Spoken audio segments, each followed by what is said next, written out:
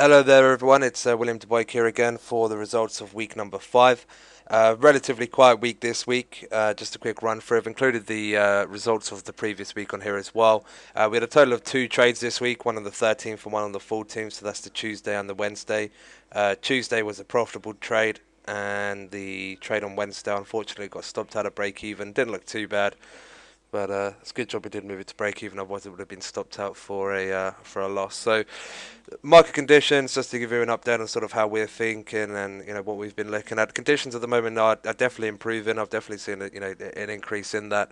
The only problem is that at the moment, we've had plenty of volatility this week. There's been a couple of days that have just done absolutely nothing. There's been chop as well on a lot of pairs.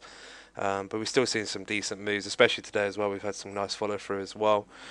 But yeah, just nothing's quite set up the way we'd like it to set up. So unfortunately, we've just been left with our hands tied. You can see on there, there's a couple of pending orders that we tried getting in that didn't quite get fulfilled, but no harm done.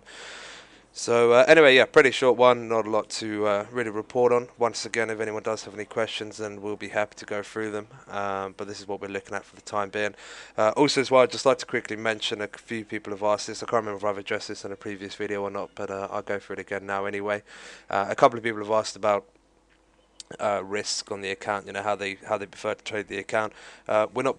I'm not personally, or no one from the company will personally recommend risk. What I can tell you is I would never trade myself at more than 2%, but depending on the account balance, etc., you may wish to do slightly higher than that.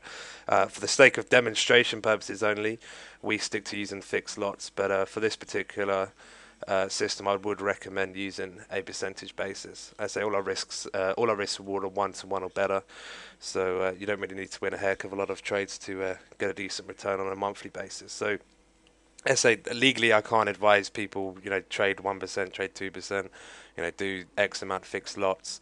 But for myself, what I personally do is what I do. I mean, I've got my own account that I run the EA on as well, and I do it on a percentage basis, and I currently run that. I think I've got that on it's either 1 or 2%.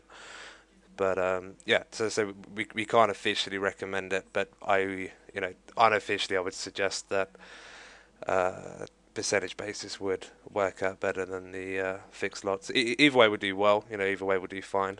But I prefer personally trading on a percentage basis.